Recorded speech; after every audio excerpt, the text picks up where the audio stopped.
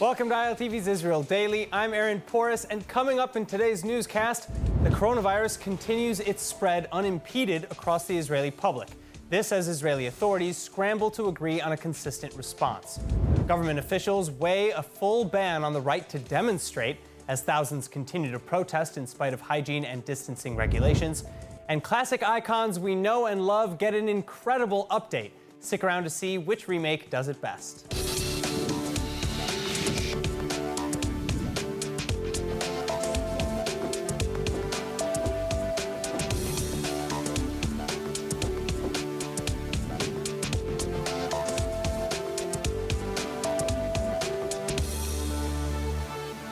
It's been a stressful weekend in the Holy Land. Coronavirus still spreading rampantly across Israeli communities, while authorities debate on how to respond.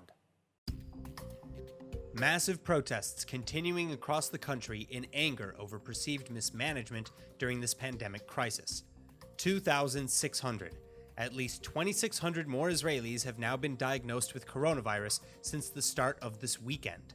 That brings the total number of infected in Israel to nearly 50,000, over 27,500 actively ill, and the death toll has now reached past 400. At least 7% of those tested still receiving the bad news. So as protesters cry foul against the government, how is Israel's government handling the situation? While far from the global leader Israel was in February and March, recent lockdown and restriction guidelines have been inconsistent and are missing the mark. Prime Minister Benjamin Netanyahu now calling on every government ministry to present ministry-specific exit. וביקשתי, אני מזכיר לשרים, שעד יום חמישי אני מבקש לכל משרד ומשרד תוכנית יציאה בטוחה ממגבלות הקורונה, כלומר שאם אנחנו מיישרים את העקומה ומגיעים ליעדים שאנחנו נציב למספר החולים הקבוע ביום, שאנחנו יכולים לפעול לאורך זמן בשגרת קורונה. That said, internal strife between coronavirus cabinet members and others in government leading to mixed messages and failures to curb the spread of COVID-19. In fact, Likud MK Yifat Shasha Biton is set to be fired today over her pushback on the details of new closures. Biton, who chairs the Knesset Coronavirus Committee, has repeatedly stated that she would overturn closures of gyms and pools and other businesses without statistics presented at the coming meetings. Senior members from Likud then reportedly responding in favor of her ousting, saying it's impossible to work like this. Alternate Prime Minister and Defense Minister Benny Gantz, however, says that he will be working to prevent Biton's dismissal.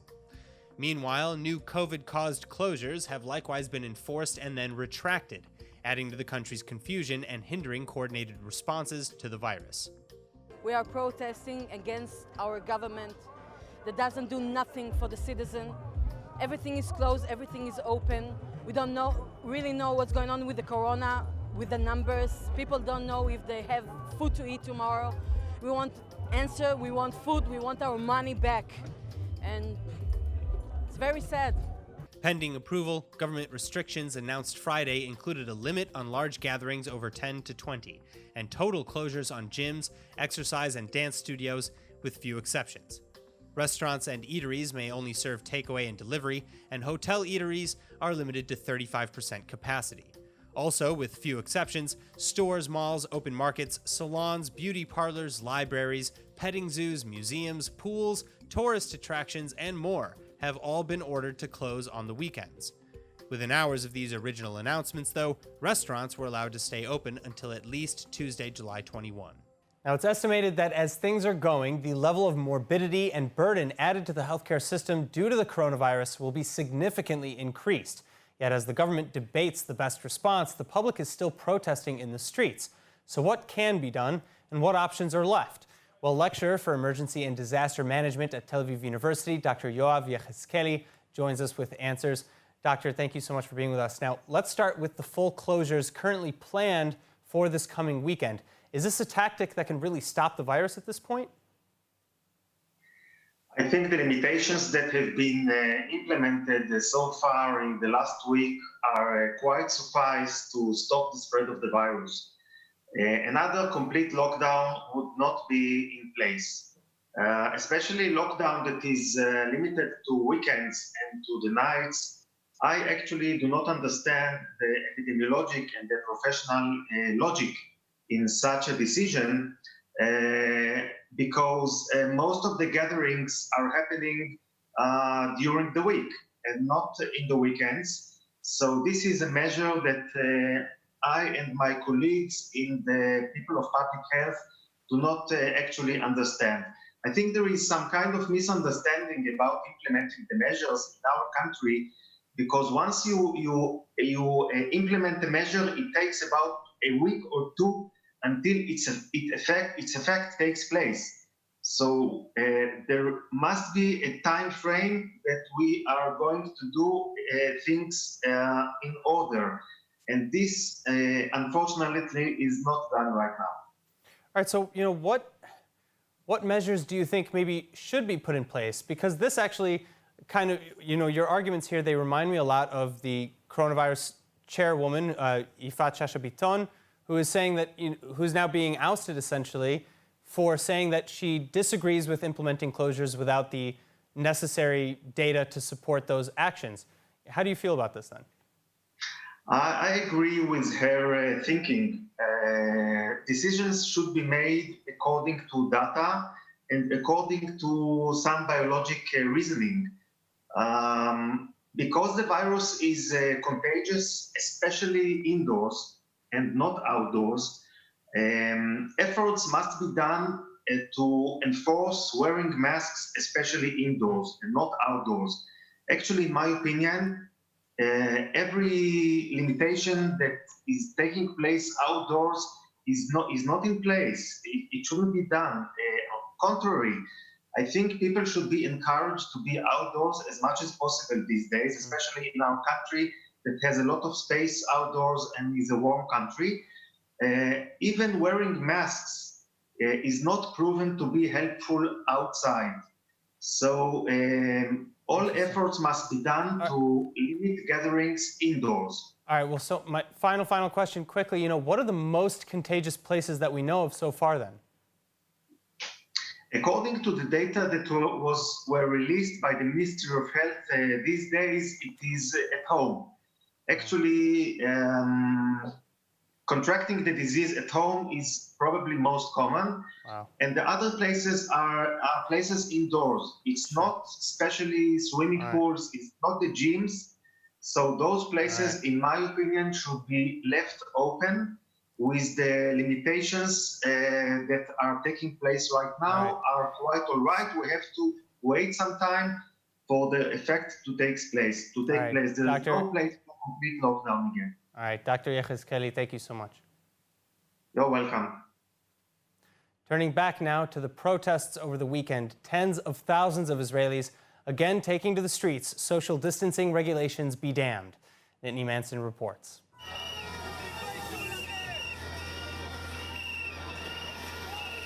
Police were using water cannons and other means to disperse protesters Saturday night in Jerusalem and in Tel Aviv, following up with a wave of dozens of arrests.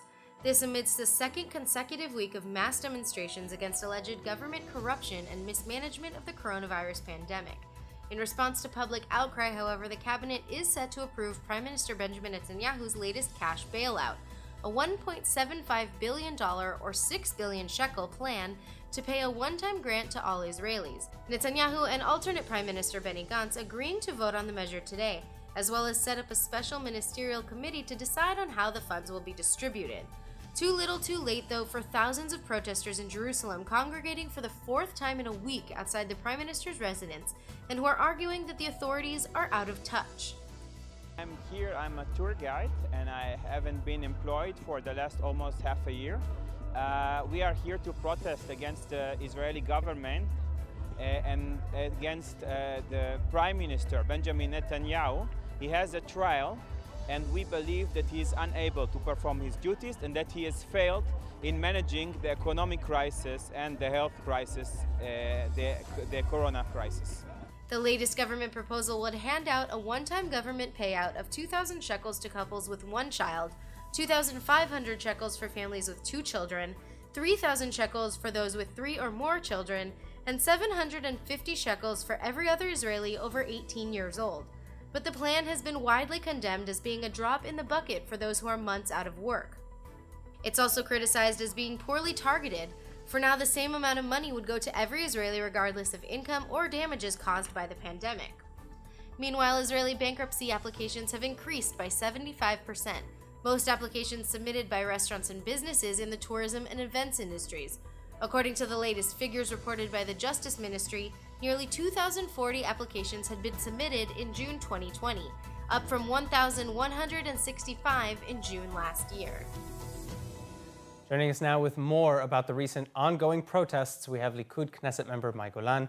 Mai, thank you so much for being with us today. Thank you. Now, I want to start with a question really about these protests directly. Recently, a picture of the protests with a PLO flag being waved in the crowds has been shared. Prime Minister Netanyahu shared it, and he condemned the image. He also criticized former Prime Minister Ehud Barak for allegedly, organizing and orchestrating some of these protests. And funding it. And Barak has said, that this is fake news. But to me, this is kind of a red herring in and of itself. It seems to me or rather, what is the government doing to respond to the protests and not, little things like a flag being in the crowd? As a part of this government, I want to tell you that if those protesters were crying out of real pain and real, problems, I would have been there, down there, talking to them, looking to them in the eyes, telling them what this government is doing day and night, night and day. But the problem is a different problem. The problem is that there are a really horrible minority that is taking this real pain that some of the people of Israel have and taking it to a radical left extreme.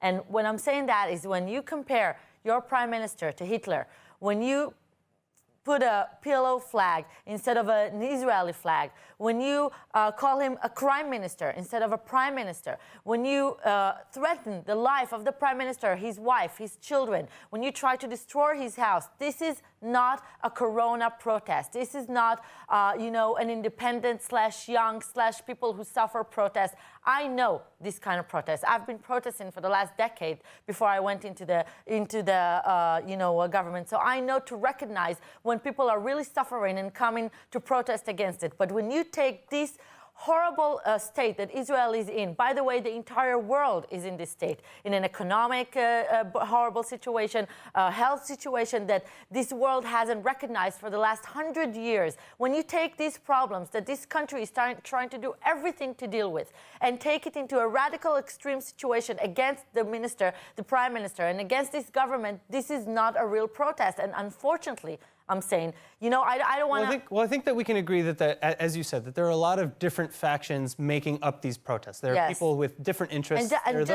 There are those who are against the alleged probes. And I'll just add another sentence. Just because of the slight chance that there are real protesters there, I don't want to say it about everyone. But when we see these pictures, these horrible pictures of people, putting, I don't want to say this horrible sentence, but really ignoring in a bad way about the coronavirus limitation, not putting masks, attacking officers. They threw pepper spray on officers, broke his leg. But I want to stay on message because, again, I agree with you. I don't condone that sort of violent behavior, and I think that ultimately takes away from the message that the protesters might have, regardless of what it is that the protests are originally about. But that being said, if we get back to what some of the charges or the demands or the grievances that the protesters are expressing, let's talk about that. So right now, one of the bigger things, for example, is payment, right? And some sort of financial solvency or stability for the people. Right now, the government is pushing a 750 shekel for every adult without a child. That's the minimum. That's the minimum. Yeah. But it's not targeted either, and that's one of the major criticisms. It's about to change, And that's about to change. So, I mean, is that really enough to to make a big difference in the lives of people who may have not been working now for 4 months? Okay, so let's put things in perspective. First of all, when this coronavirus came upon the world 3 months ago and upon Israel, no one knew how to deal with it. I can tell you that the social system, the social security system, wasn't able to send so much money to so many people on the same amount of time. Things take time. I know people suffer. I know it's hard, but people have to be patient. And I tell you, let's put the prime minister on the side. I can tell you, and I can testify from firsthand, seeing the members of the Knesset and the ministers, people are staying in the Knesset day and night in order to push forward plan that will be vital and will be long-term until 2021 that will help all criteria of people that need help in this situation. I do think that it's not right to give money to everyone.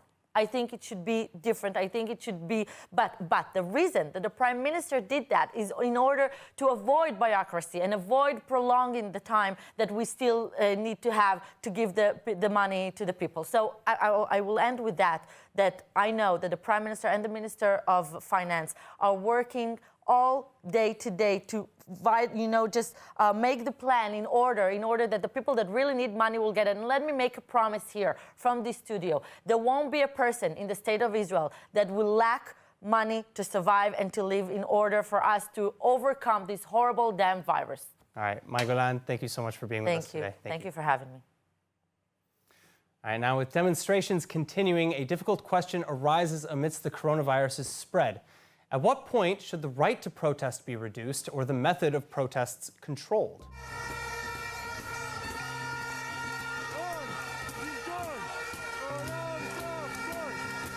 Citing risks to public health, Likud MK and House Committee Chairman Miki Zohar is now calling for an end to recent demonstrations.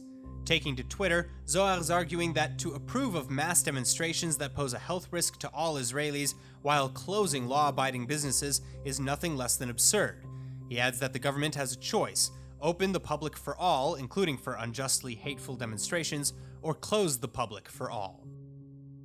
But preventing demonstrations in any climate has obvious repercussions, chief among them the violation of the right to organize and protest peacefully.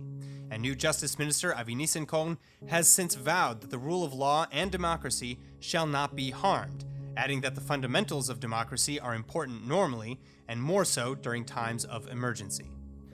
So at what point do protests go too far? When they become violent, when they present radical ideas, when there's a pandemic? Where do you draw the line with respect to the right to assemble? While citing health concerns with COVID-19 and with the latest round of demonstrations resulting in violent clashes with police and arrests across Jerusalem and Tel Aviv, several lawmakers have suggested that demonstrations be temporarily stopped altogether.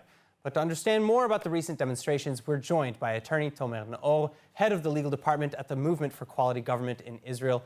Tomer, thank you so much for being with us. Now, how close are we to a ban on all demonstrations for as long as closures exist? So honestly, we think or we believe that when it comes for demonstrations, our legislations and the government are still not willing to go the extra mile towards stop all the demonstrations, stop the rights to assemble and the rights to protest, basically, which is the right for free speech, I can even say.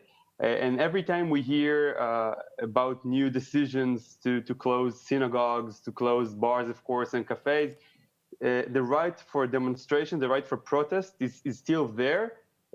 Hopefully stays with no harm, yet under the old reasons of the coronavirus, etc., like 2 meters and whatever, the things that we already know of. All right, well, now the Movement for Quality Government in Israel is a sponsor for some of these latest protests, and we are witnessing severe clashes between civilians and police at some of these events across the country. What do you have to say about this? So first of all, I want to condemn any kind of violence. Of course, the Movement for Quality Government is not supportive of the violence, does not support any violations of laws. We're not supporting people who stop and block the roads. We're not supporting people who go and fight with police officers. And I have to say something. I was listening before to MK Golan. It is very unfortunate to hear that there's tens of thousands even of people in the street. But unfortunately, our prime minister, instead of understanding the moment and how big is this moment of people from left and right, people who suffers from lack of money or lack of food, go and protest in the street. They go and they put the light or the spotlight on about 40, 50 people who went into clashes with the police officers.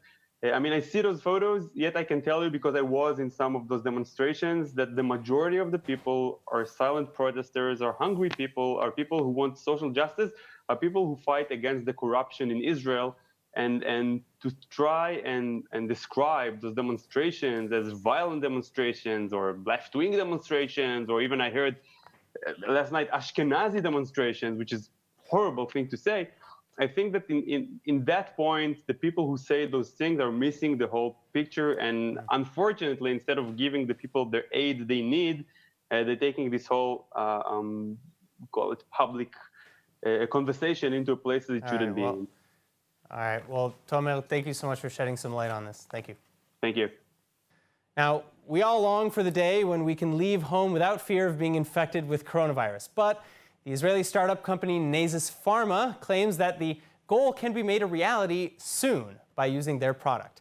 Nasus says that Taffy X, an innovative nasal spray and powder, can protect the body from penetration of the coronavirus via the nose.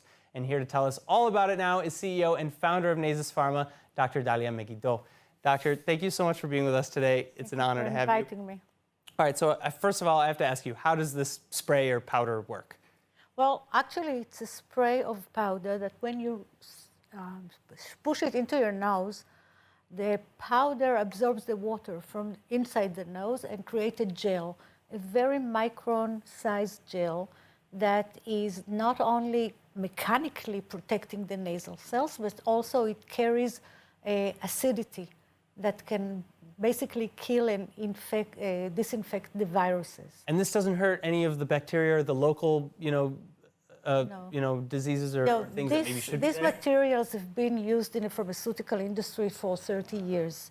And even trials of acidity have been in use for many years. The innovation that we have is that we are able to create particles that will effectively cover the full of the nasal cavity. And moreover, each tiny particle, micron-sized particle, carries all ingredients, which is important for having a homogeneous reaction. So can this replace the use of masks or social distancing or anything like that? No. This should be very clear. This is an additional layer of protection. Masks should be used. They're very important for the public health. There is less evidence that shows that it is protecting the individual, but certainly it does have a lot of effect on the public health. So masks should be worn, social isolation should be kept, hygiene, of course, everything. This is an extra layer of protection because if you look around and see the way that people are using their masks, it's not always optimal. Not always the best. And obviously, we need any protective measure that we can have. Well, Dr. Megiddo, thank you so much because, this looks like an incredible addition for all those people who want to stay healthier. Healthier and go back to work and go visit their families and resume our lives. Doctor, thank you so much for being with us. Thank you for having me. All right, now what do you see yourselves doing in your golden years? Well, I, for one, hope to be doing anything as cool as this group of English seniors. Reconstructing a host of iconic album covers spanning across the last 70 years, a group of residents at a Jewish senior care home in North London are now going viral. Some artists have even since reached out to have their albums included in this project. And it's all thanks to the mind of the community's award-winning activities coordinator, Robert Specker, who styled, shot, and edited all of the photos. The Sidmar Lodge care facility has been in lockdown for over 4 months. And Specker has come up with a number of different and creative ways to keep the residents upbeat and active given the circumstances. As for the residents, Specker says that they're more than up for his, quote, madcap ideas, and at least 10 residents have so far modeled for this album cover project. Let's take a look now at the weather forecast. The evening should be warm long after the sun goes down, with lows sitting at about 73 degrees Fahrenheit or 22 degrees Celsius. Then tomorrow you can expect heat and sun again, highs easily reaching up to 95 Fahrenheit or 36 degrees Celsius. So make sure to stay hydrated and put on sunscreen. And now, of course, before we go, let's take a look at what's going viral in Israel.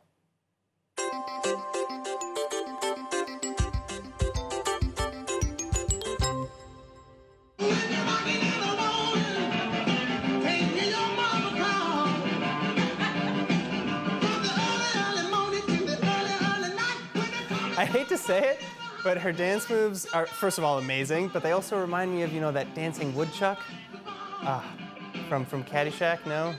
I love it, though. What a cutie. Adorable. All right, that is it for today's news. Today's exchange rate is 3.44 shekels to the American dollar. For more news from ILTV, please like ILTV on Facebook, follow us on Instagram, and subscribe to our YouTube and Roku TV pages. I'm Aaron Porras. Thank you so much for watching.